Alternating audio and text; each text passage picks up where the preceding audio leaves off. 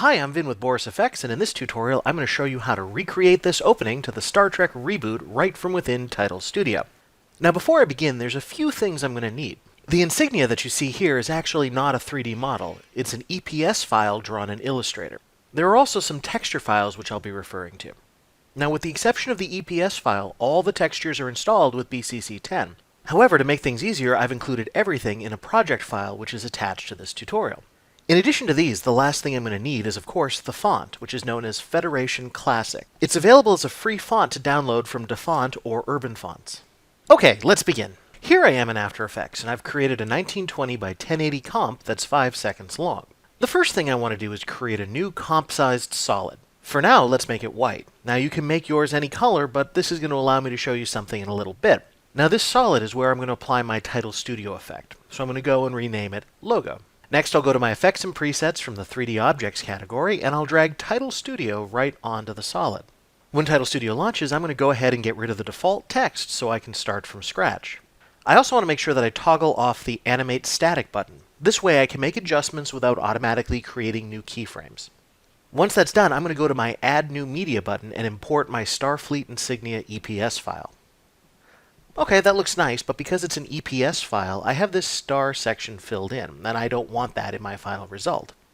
To remove this, I want to change the track media to spline object. By doing so, Title Studio will treat each section of the image as a separate spline object. If I select the material track and my arrow tool, I can then select the interior or exterior spline. By holding the Shift button down, I can then select them both. And when both are selected, I can go to the Tools menu, select Path, and then Combine Contours. This will essentially punch a star-shaped hole in my insignia, which is conveniently exactly what I want. When that's done, I'm going to convert my spline object to an extrusion. And while I'm at it, let's rename it Insignia. Okay, this is nice, but I want to add some texturing, so I'm going to select the front material layer and twirl it open to reveal the default material track. If I select this track, my control window will display the material attributes, and it's here that I can change the material type to a number of different options. I could add bump mapping, reflections, etc. For this project, though, I'm going to keep it simple, so I'm just going to select texture. Now, by default, Title Studio will take the texture from the video layer, which in this case is the white solid I applied Title Studio to. If I'd made the solid a darker color, for instance, then my extrusion would have disappeared against the background. It's not a big deal because it's still there, but it's just something that you want to be aware of when you're planning out your workflow. Anyway, I want to apply a texture to this, so I'm going to select the texture track and change the track media to an image file. In this case, I'm going to load LT Gallery 4, and this is available in the project file as well as installed as a grunge texture with BCC 10. Now from here, I'm going to go to the Texture Modifier tab and change the X scale to 10 and the Y scale to 33.4. With that done, let's start getting this insignia looking a bit more official. I'm going to select the main track, and note when I do, my control window updates to reflect the shape level parameters. From here, I can select the Extrusion tab. Now I'm going to set my extrusion to 4, the bevel type to convex, and the bevel amount to 0.1. I also want to enable back bevels. To position my insignia, I'm going to go to the Position tab. Now remember to make sure that you've disabled the Animate Static toggle, or any changes made here will cause new keyframes to be generated. Once in my Position tab, I'm going to set the Position X to 974, Position Y to 576, and the Master Scale to 538. Making sure that my CTI is on the first frame, I want to set up a linear interpolation on the Spin Y parameter and adjust it to -90 degrees. Then I'm going to select the very last keyframe and change the Spin Y to 0 degrees with a hold interpolation. If I scrub my timeline, it should animate the insignia like this. Okay, with that done, let's create some text. For my Add Media button, I'm going to create an extruded text track. Now, if it appears behind the insignia, toggling the eye off will hide that insignia until I'm ready to work with it again. With my text track selected, I can go to the Text tab and change it to Star Trek or whatever you want. I'll set my font to Federation Classic, the size to 72, and the tracking to 12.57. Now, the text in the original example, while extruded, is pretty unremarkable. So in the Extrusions tab, I'm just going to set the extrusion to 3.1, and everything else I'm going to drop to 0. When that's done, I'm going to change the texture, and I can do this the exact same way I did it for the insignia. I'll select the front material track, select the color material, and change it to texture. Again, it turns white to reflect the video layer, so I'm going to change that material to a new image, which will be metallic gold comb. We won't need to change the texture scaling here, so let's just go back to the main track and select the Position tab. Once in the Position tab, I'm going to set the tumble X to -7.2 degrees and the position Z to -701.48. This is going to move it forward in Z space so it is no longer behind the insignia, so feel free to turn that on again if you want. Now there's a little bit of camera movement to the animation, so I'm going to select my scene container and move my CTI to about the 1 second mark. In the Camera tab, I can add a linear interpolation to my zoom parameter. Once that's done, I can select the very last frame and set a decelerate interpolation on that same zoom, changing it to 5116.77.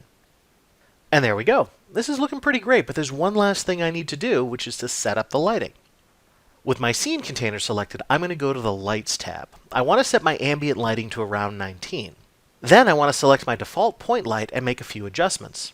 I'm going to set the light X to 322.56, the light Y to 1255.28, the distance to 542.89, and my intensity to 112. What did this do? Well, if I switch to my world view, I can see that what it's doing is that it sets the light below and to the left of the text. Light is cast on the side of the insignia pointed away from the render camera. As the insignia rotates, that light will be cast on the underside of the lower curved point. Okay, next thing I want to enable is a second light. I'm going to make sure that it's selected and the checkbox is enabled, and then I'm going to set it to Spotlight.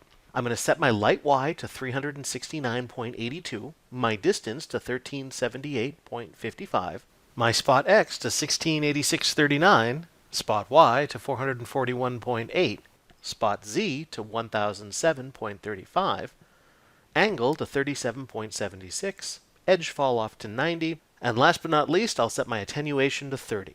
I can also select my color chip and set the RGB colors to a nice peach coloring. Now trust me, it'll work, but I want to set that RGB to 255, 225, and 210.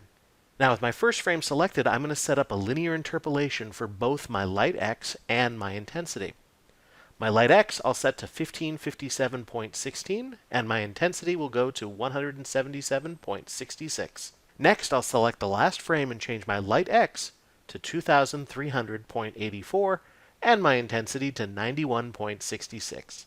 When I play that back, it's looking pretty darn good. Alright, now before we apply this back to the host, I'm just going to save the project. This way I can access it in another host or import it into another project later if I want. Once that's done, let's apply everything back to the host. Alrighty, it looks pretty good, but as always, let's put a few finishing touches on this. I'm going to drop my black and white grunge texture into the comp just below my logo track. That doesn't look quite right, but stick with me because I'm going to go to my effects and presets and select BCC Brightness and Contrast. I'm going to drop that right onto my texture and I'm going to set my brightness to -43 and my contrast to 9. Next, I'm going to go back and apply BCC Vignette. I want to shift my center to 392 and 980.5, and then I'm going to drop my radius to about 8. Lastly, I want to apply fast lens blur, but there's no need to make any adjustments here. The default values give me exactly what I'm looking for. Okay, that's starting to look better. We have some nice texture in the background, but it needs something more. So what I want to do is create a new adjustment layer at the top, and let's name it JJ Abrams. Or Lens Flares, it's entirely up to you. Now, if we look at the original video, there are actually two different lens flares here. We have this chroma hoop and this little guy off to the side.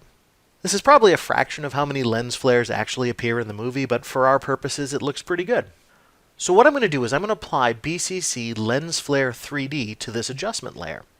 I want to set my built-in light source to about 996 and -740. This is going to place the main flare above and outside of the comp. I'm also going to disable everything except for chroma hoop and chromatic aberration. Now to make this look right, I need to time it with the spotlight movement that I've already created in Title Studio. To do this, I'm going to set a keyframe for the chroma hoop intensity at around 1 second with a value of 0. At around the 3-second mark, I'll create another keyframe with a value of 50. Now there's a nice trick to go and select both keyframes in the timeline, right-click, and in the keyframe assistant, select Easy Ease. It's going to make that adjustment smoothly. Next, I want to apply a second instance of Lens Flare 3D, and this is going to become the light source for the spotlight that I created in Title Studio.